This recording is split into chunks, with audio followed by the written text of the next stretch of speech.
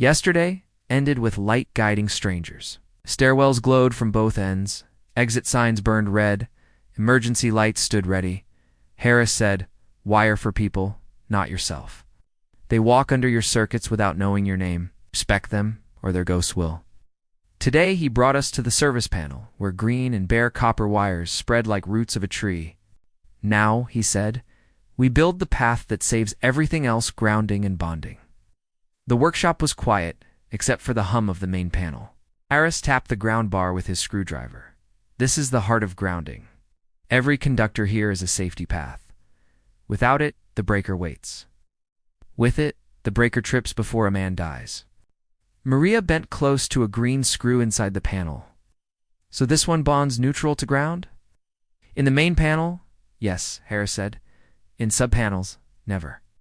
Neutral and ground meet only at one place. Bond them wrong and stray current flows across pipes, conduits, even desk frames. Touch two at once, your body becomes the jumper." He made me hold a bonding jumper-thick copper, heavy.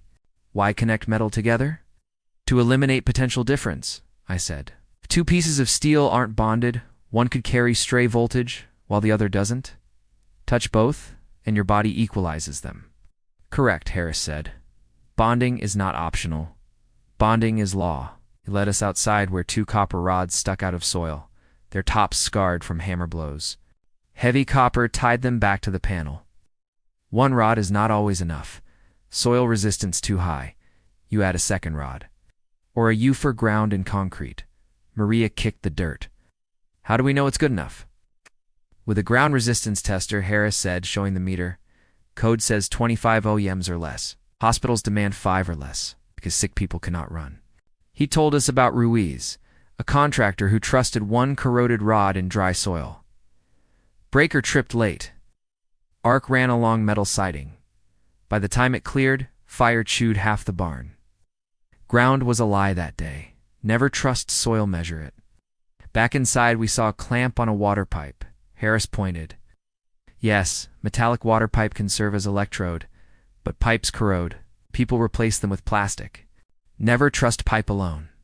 Always add supplemental electrode," we practiced. Maria tightened a ground clamp until the copper bit the pipe. Harris stopped her. "To tight cracks pipe, to loose makes lie. Torque matters here too." He gave us a quiz as we worked. "What color is ground, green or bare copper? Where do neutral and ground bond? Main service panel only. What if they bond in a subpanel? Stray current? Hazard? What tool measures ground resistance? Ground resistance tester? What's the maximum ohms? 25? And what's a bonding jumper? A conductor tying metal parts to equal potential." Harris nodded, but his eyes stayed sharp. "Loose ground is no ground at all. Tighten. Protect against corrosion. Verify continuity. Expectors fail jobs for one bad clamp."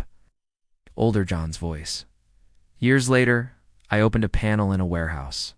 Green wires everywhere, but half the clamps loose, corroded white. A worker had been shocked, touching a ladder against a pipe. Breaker never saw the fault. I remembered Harris's words. "Loose ground is no ground," by dusk. We had driven rods, tightened clamps, landed grounds on the bar, separated neutral and ground in the subpanel, checked continuity with a multimeter, marked bonding screws green. Harris gathered us one last time. Lesson 1. Grounding is the safe path to Earth. Lesson 2. Bonding makes all metal equal. Lesson 3. Loose ground is no ground at all. Respect clamps, rods, screws, and soil. Invisible work saves visible lives. Maria slumped onto a spool of copper, wiping sweat. "So tomorrow, more dirt and rods? No?" Harris said. "Tomorrow we test the system under lightning and surge. Tomorrow you learn grounding is not just safety, it's survival when the sky itself attacks." I looked at the copper rods outside, silent in the soil. For the first time, I understood that safety isn't in the glow of lamps or the hum of machines. It begins in silence, buried under our feet. Coming up next, episode 29. When lightning strikes, when surge arrives.